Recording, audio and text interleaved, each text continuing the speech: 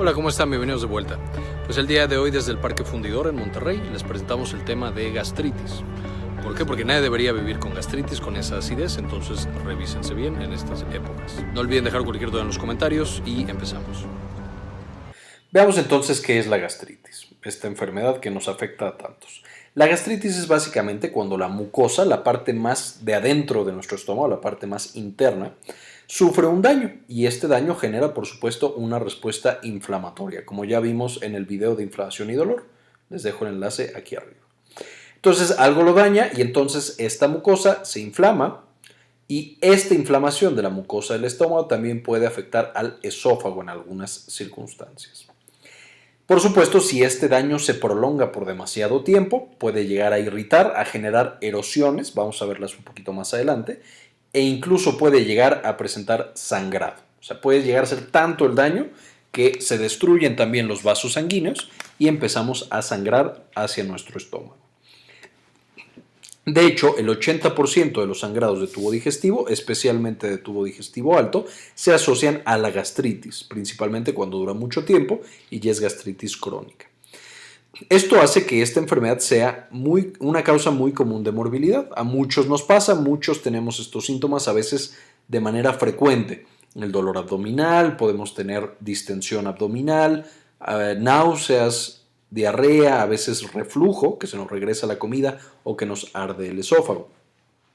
Y mientras que la mayoría tenemos de vez en cuando estos síntomas y estas manifestaciones, es una causa importante y necesitamos revisarla porque puede llevar a complicaciones muy importantes, siendo una de las más comunes el sangrado. Este sangrado, por supuesto, si no se detiene, puede llevar a que perdamos mucha sangre, literal como si fuera un balazo y que nos desangremos, solo que hacia adentro. También puede llevar a que perdamos sangre de manera crónica, o sea, todos los días estamos perdiendo un poquito, y entonces es una causa importante de anemia. Y además del sangrado, lo veremos más adelante, puede llevar a ciertos tipos de cáncer, ya sea cáncer de estómago, especialmente asociado a la bacteria Helicobacter pylori, pero también a cáncer de esófago, en el caso de que también empecemos a dañar el esófago y a causar daño inflamatorio del esófago, que el reflujo y la esofagitis la veremos en un video específico. ¿Cuál es la causa entonces principal o cómo funciona este proceso? Pues todos sabemos que comemos, la comida pasa por el esófago, es impulsada y de aquí llega al estómago atravesando un esfínter, una parte de músculo que se abre y se cierra para que solamente entre la comida al estómago y no se pueda regresar. Esto, por supuesto, en condiciones ideales.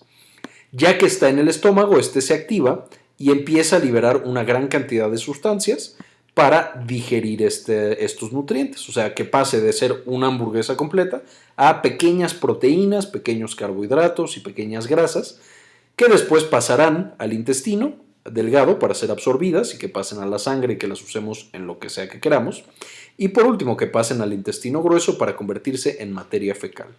Esa es la naturaleza general de nuestro sistema digestivo. Vamos a hacerle entonces un pequeño acercamiento al estómago. ¿Cómo es que el estómago tiene esta función? Este nuevo es nuestro estómago, por aquí entró la comida, entra en una parte grande que es el fondo, después viene el cuerpo, el antro y el píloro, que es lo que conecta con el intestino delgado o duodeno. Cuando llega la comida, tenemos que la que recibe o donde cae es justamente la mucosa del estómago, la parte más interna, la parte que ve hacia el lumen, hacia donde va a estar la comida. Y entonces tenemos estos pequeños hoyos o foveolas. Estos hoyos son unas glándulas propias del estómago y están recubiertos de las células propias de la mucosa. Todas estas son células de la mucosa. Y como lo dice su nombre, pues su principal trabajo va a ser producir moco. Junto con este moco va a liberar sustancias, ahorita vamos a ver cuáles, que se encargan de la digestión. Y en la parte de abajo, también muy importante, va a tener estos vasos sanguíneos. Y estos vasos sanguíneos le proveen todos los nutrientes para que las células mucosas puedan hacer su función. Entonces les provee oxígeno, les provee comida, les provee ácido en caso de que la necesiten o bicarbonato para neutralizar el ácido. Esta relación entre los vasos sanguíneos y nuestras células mucosas va a ser esencial en esta patología que es la gastritis. Justo aquí, en esta interacción, se va a dar la patología, de aquí para arriba. Y esta patología, esta gastritis, afecta usualmente, por supuesto, al estómago. Sin embargo, todos estos irritantes y todos estos ácidos, vamos a ver que pueden también causar problemas en el duodeno, o sea, en la primera porción del intestino, muchas veces generando úlceras pequeñas como aftas o lastimones en nuestra mucosa, incluso sangrado, y también se puede regresar a la primera porción, perdón, a la última porción del esófago, la que conecta esófago y estómago, de manera que muchas veces se asocia la gastritis con problemas del esófago y problemas del intestino o duodeno por esta razón de proximidad. Entonces, ¿cómo funciona esto? Tenemos estas células de la mucosa y quedamos que cuando están en contacto con la comida liberan sustancias para digerirla. Las sustancias más importantes van a ser el ácido, que va a ser ácido clorhídrico, y unas proteínas llamadas proteasas, que son como cuchillos químicos que cortan a las proteínas en cachitos muy pequeños. Además de otras que ya vienen de la saliva y vienen de otros lados, que nos ayudan a digerir carbohidratos y que nos van a ayudar a digerir grasas. Y entonces todas estas, principalmente ácido clorhídrico y proteasas, van a deshacer nuestra hamburguesa en pequeños cachitos químicos que después absorberemos. Sin embargo, así como la hamburguesa tiene proteínas y tiene carbohidratos que se destruyen con estas sustancias, nuestras propias células de la mucosa también tienen proteínas y también tienen carbohidratos. Entonces, si no estuvieran protegidas por nada, esto podría ser realmente letal para ellas. Esta producción, lo que ellas mismas producen, caería por supuesto sobre ellas y las desharía muy muy rápido. A fin de cuentas, el ácido clorhídrico es extremadamente ácido. Y si no tenemos cuidado, pues básicamente le haría un hoyo aquí a nuestras células y generaría, ahora sí, lo que es la famosa úlcera. O sea, todo un cacho que muere por estas sustancias tóxicas. ¿Qué hace entonces la mucosa para que no suceda esto y tengamos un estómago sano? Pues tiene varios mecanismos de defensa. Estas células rositas, de nuevo, son nuestras células de la mucosa y esto es el vaso sanguíneo que protege y que nutre a nuestras células. Entonces, cuando cayó el alimento, nuestras células de la mucosa agarraron ácido y lo liberaron a la luz hacia donde está la comida.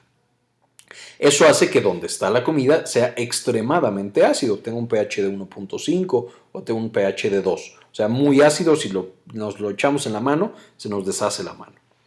Sin embargo, al mismo tiempo, las células de la mucosa producen bicarbonato, que el bicarbonato, por supuesto, neutraliza el ácido.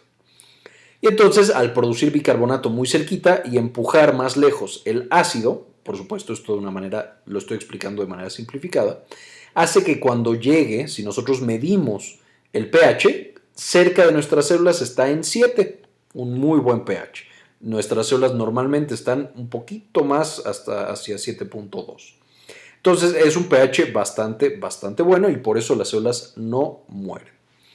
Además van a producir moco. Entonces van a tener aquí una serie de como carbohidratos y de grasa mezclados, o sea, un moco, que hace que estos hidrogeniones, este ácido, no pueda regresar. Entonces, ¿qué es lo que hace que liberen los hidrogeniones? Algo llamado una bomba de protones. O sea, van a usar energía para liberar a través de la bomba de protones todos estos hidrogeniones y liberarlos lejos, que estén lejos de ellos, y van a tener otros transportadores y otras bombas para el bicarbonato. La bomba de protones hace que sea ácido y otros transportadores hacen que se quite lo ácido más cerca de las células.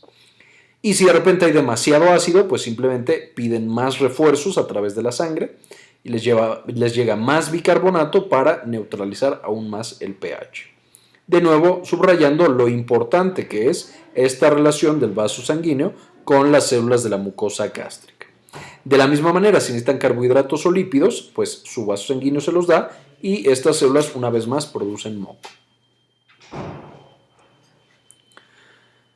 Además, si todo esto llegara a fallar, o sea, esto está funcionando todo el tiempo, pero si de repente por alguna causa, por ejemplo, que comimos algo muy caliente y entonces eso daña nuestras células, o tomamos alguna sustancia que es tóxica para el estómago y eso daña nuestras células, ¿qué hacen para defenderse ahora nuestras células de la mucosa? Van a liberar una sustancia o a producir una sustancia que es un escudo para ellas, que son las prostaglandinas.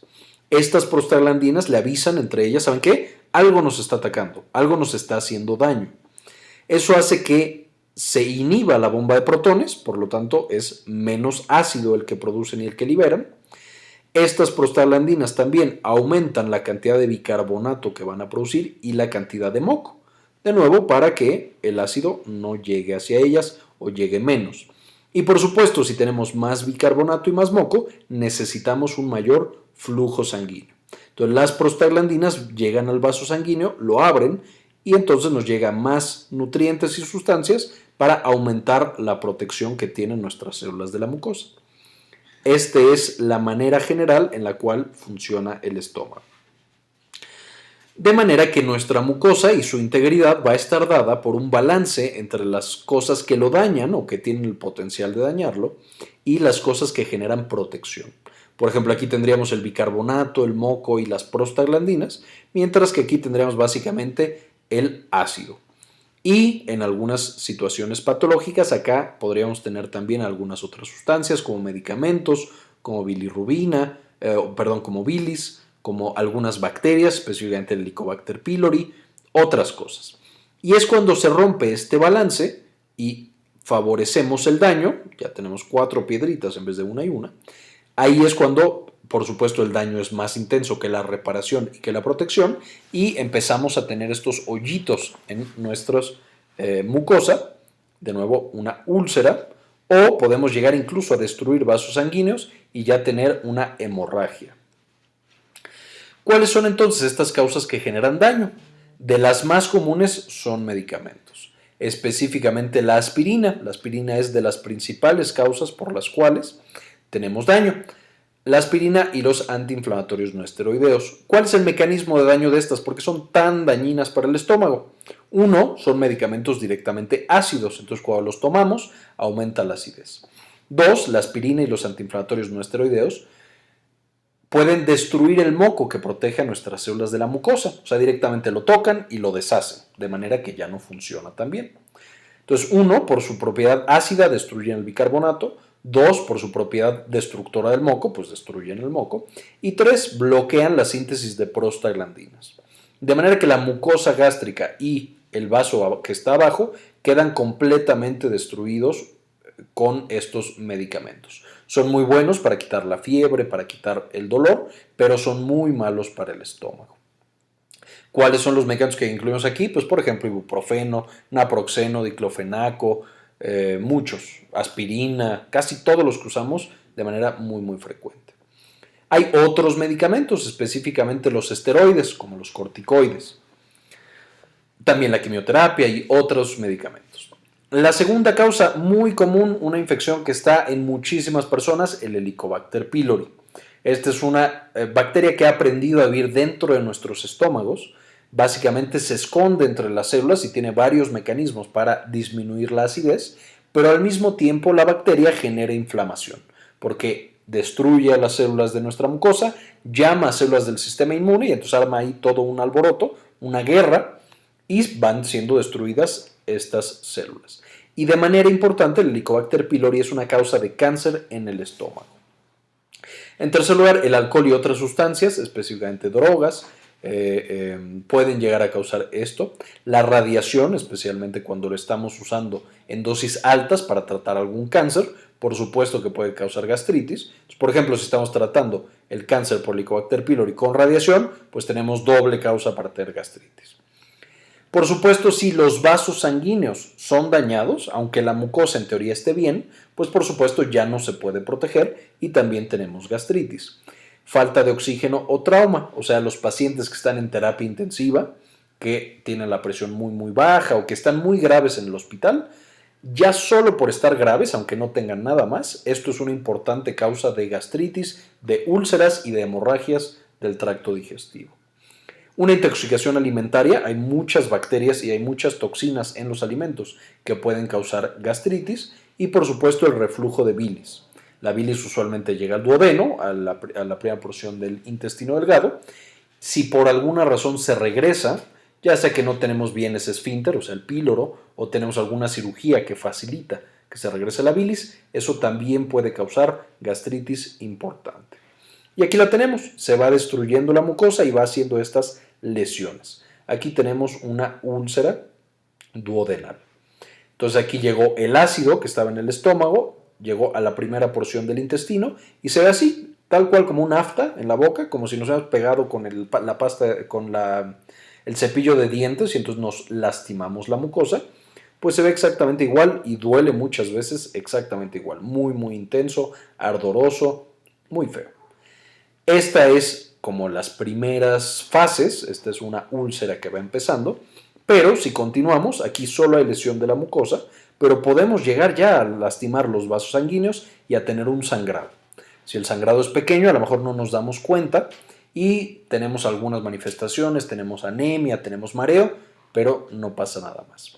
Si la hemorragia es muy severa, puede llegar a haber situaciones en las cuales morimos por tanta sangre que perdemos a través de estas lesiones. De nuevo, especialmente en pacientes mayores.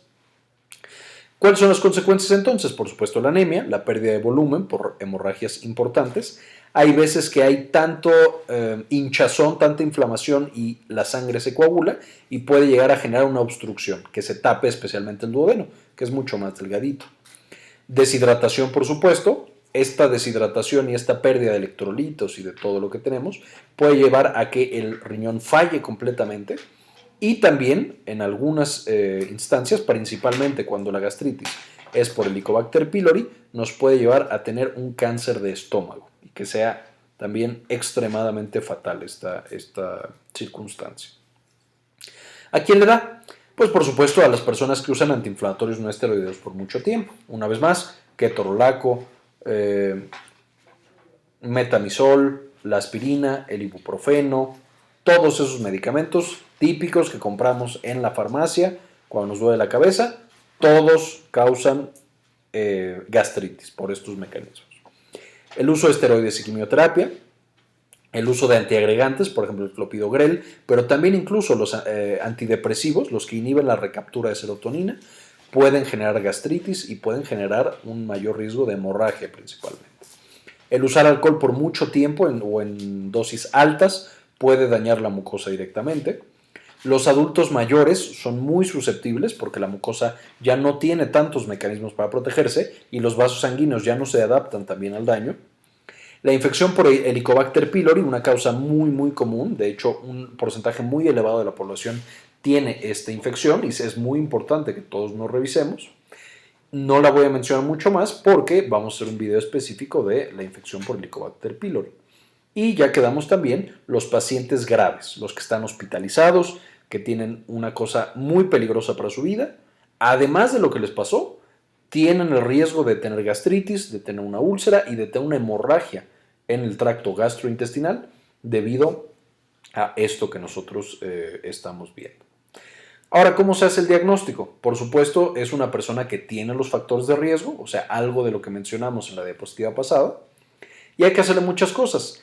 La exploración usualmente no nos dice mucho, pero va a tener este dolor inespecífico, a lo mejor no se puede encontrar bien. Si lo encontramos puede ser en epigastrio, muchas veces se va a la espalda, y ardoroso, básicamente le arde el abdomen. Además de esto, podemos preguntarle y podemos analizar.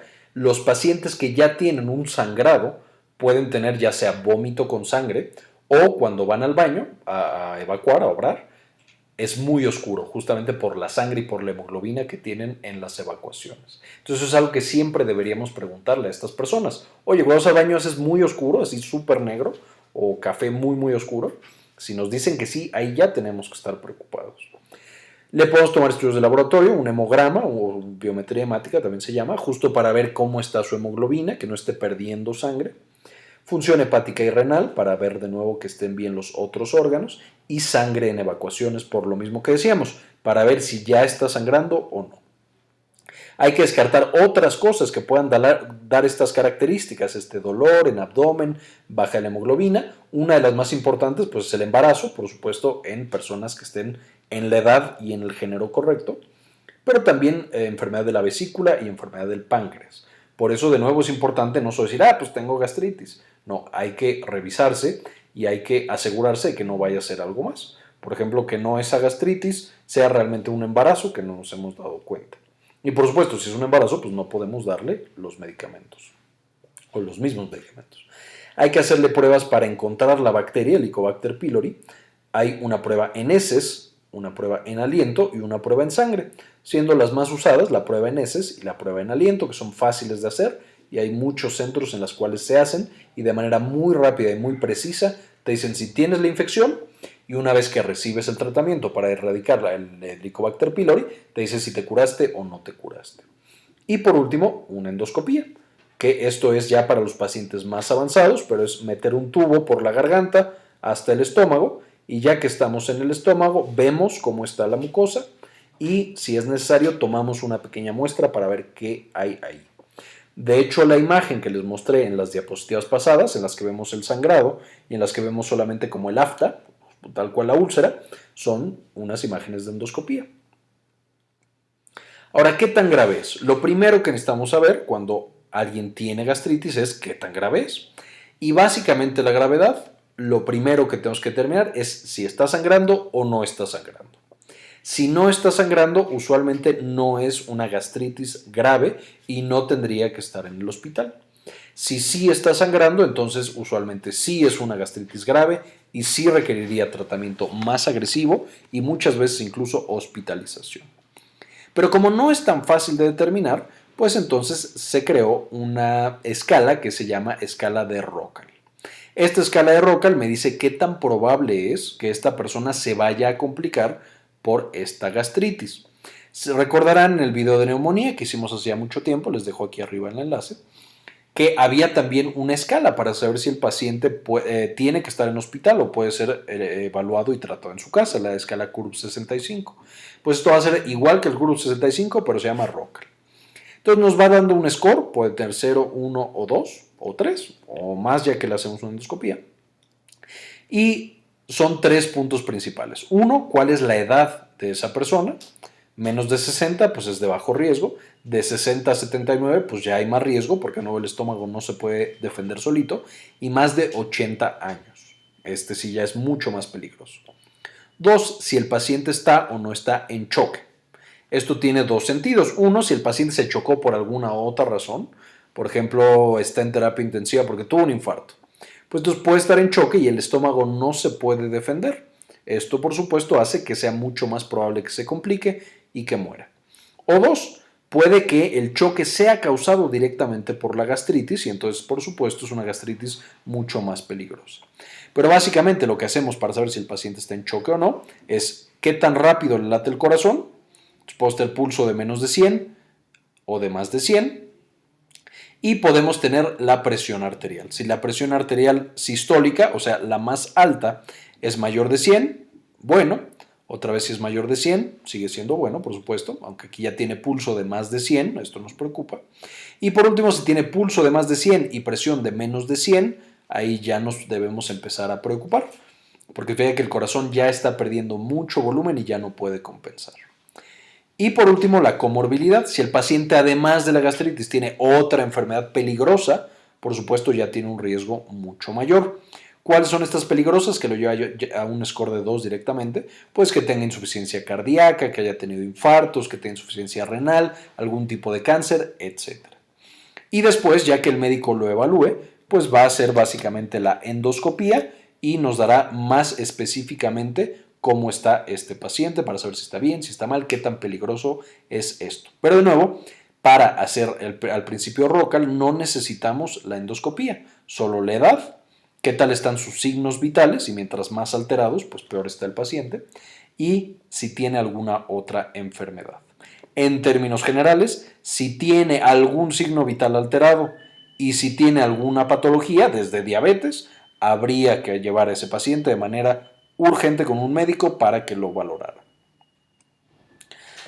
Aquí tenemos otra vez la escala de Rockall. De hecho, esta es una calculadora muy buena. Les dejo al final del video el enlace para que se puedan meter y ahí poner los datos del paciente y saber si ese paciente necesita o no necesita urgentemente un médico. Ponemos los datos, podemos poner con o sin endoscopía y nos va dando cómo está el paciente. Un Rockall de 0, el riesgo de sangrado pues es bajo y la mortalidad es muy baja, 0.2%. Pero conforme vamos avanzando a Rockall 1 o a Rockall 2, vemos que el riesgo de sangrado aumenta La mortalidad también puede llegar a aumentar, aunque realmente es muy, muy poquito, como pueden ver aquí. De hecho, aquí están los mismos. Sí aumenta, pero es realmente muy bajo hasta ROCAL 2. De hecho, siempre que tengo ROCAL 2 o menos, no es necesario que se atienda en un hospital. Pero cuando llegamos a ROCAL 3, de repente aumenta mucho el riesgo de resangrado y ya empiezan a morir más pacientes, 2 de cada 100, en ROCAL 4, 5 de cada 100, en ROCAL 5, 10 de cada 100. Esto, por supuesto, ya es un paciente muy grave. Y de ahí nos podemos seguir con esta escala. De nuevo, al final les dejo la calculadora para que si tienen a alguien con gastritis, le hagan la evaluación y vean qué necesita. Ahora, ya que sabemos que tiene gastritis y ya que sabemos qué tan importante o qué tan urgente es tratarlo, ahora sí, ¿cuál va a ser el tratamiento? Pues básicamente tenemos que tratar la causa. Lo que le está generando la gastritis hay que quitarlo. ¿Qué puede ser? Pues ya vimos los factores de riesgo, pero una vez más, uno, el tratamiento de base, básicamente lo que hacemos es dar un inhibidor de bomba de protones. ¿Se acuerdan que dijimos que la bomba de protones es lo que lanza los hidrogeniones o el ácido dentro del estómago? Entonces damos un medicamento que bloquea esa bomba y ya no deja que se libere ácido.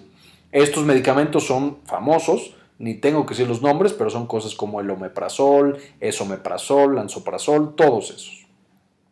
Y son la piedra angular en el tratamiento de la gastritis. Son muy buenos, son relativamente seguros, aunque siempre hay que darlos de nuevo con supervisión médica, porque pueden llegar a causar trastornos en los huesos, se han asociado en algunos estudios con Alzheimer, aunque no en todos, y con infecciones en vías aéreas superiores y otras cosas. Bueno, no son inocuos, habría que darlos con supervisión médica, pero son bastante seguros y muy efectivos para el tratamiento de la gastritis y por eso son la piedra angular. Otros medicamentos que se pueden llegar a dar, aunque en general ya no se usan tanto, desde que tenemos estos que son mucho mejores, es el sucralfato, especialmente cuando el paciente ya está sangrando o ya tiene úlceras, y los bloqueadores del receptor H2. Ahí, por ejemplo, tenemos a la ranitidina. 2. En el caso de que el paciente tenga infección con Helicobacter pylori, y de nuevo aquí ya tenemos que haber hecho el estudio de aliento o el estudio de heces, tenemos que dar un inhibidor de bomba de protones más 2 antibióticos. No uno, sino 2 antibióticos. Y los más usados son amoxicilina y claritromicina por 14 días. Entonces combinamos 2 antibióticos más el inhibidor 14 días y con eso erradicamos la bacteria y por supuesto al final del tratamiento volvemos a hacer la prueba de aliento o de heces para determinar si curamos al paciente o no. Podemos dar sales de bismuto, el peptobismol por ejemplo, o el subsalicilato de bismuto, que se puede dar incluso en tratamiento con los antibióticos y el inhibidor de bomba de protones para favorecer que el paciente se erradique esta bacteria. Hay que suspender los medicamentos y los anticoagulantes. Aquí en medicamentos me refiero especialmente a antiinflamatorios no esteroideos, repitiéndoles una vez más, naproxeno, ketorolaco, ibuprofeno, aspirina especialmente, todos esos. Antidepresivos también podrían ser, obviamente teniendo cuidado de las otras complicaciones que pueda tener. Obviamente si está tomando el anticoagulante para un infarto en el corazón, pues no podemos suspenderle el tratamiento tal cual. Si es muy importante, ya sea para hacer el diagnóstico o para parar una hemorragia, podemos hacer una endoscopía, por supuesto, en un hospital. Y además del tratamiento de todo lo que mencionamos antes, también tenemos que considerar de manera importante la alimentación del paciente. Esta alimentación, cuando tenemos gastritis, debe evitar irritantes, grasas, alcohol, café o té. Todo eso debe evitarlo, por lo menos por 2 meses a partir de que diagnosticamos la gastritis. Debemos evitar el picante y otros irritantes, también comida muy salada. Hay que consumir pescado, frutas y verduras cocidas sin cáscara. Se pueden consumir lácteos pero descremados y carnes magras. Esto debe consistir nuestra alimentación cuando tenemos gastritis para proteger una vez más a nuestro estómago y que no trabaje y que no tenga que lanzar tanto ácido y tantos proteasas para destruir y digerir nuestro alimento. Y aquí les dejo la bibliografía, de aquí sacamos toda la información. Entonces tenemos la guía de práctica clínica de Medscape y esta es la calculadora del índice de ROCAL. No menciono aquí directamente el bicarbonato o las sales de magnesio, por ejemplo, que también se pueden utilizar para la gastritis, pero esto es solo para gastritis aguda no complicada. Estos pacientes que de repente les dio gastritis por comer muy pesado o por comer mucho picante, el salt de uvas picot, por ejemplo, después de las comilonas, se puede llegar a usar, pero no son tratamientos tan efectivos, pero también pueden llegar a utilizarse. Y por último, quiero agradecer a todos los que me siguen y me apoyan en Patreon con una suscripción y con el apoyo que nos dan cada mes. Gracias a ustedes tenemos mejor contenido y cada vez más. Muchísimas gracias por todo el apoyo que nos han brindado este año. Y un abrazo. Muy bien, esto fue todo por el video de hoy. Espero les haya gustado y le hayan entendido. No olviden revisarse. Y como siempre, ayúdenos a cambiar el mundo. Compartan la información.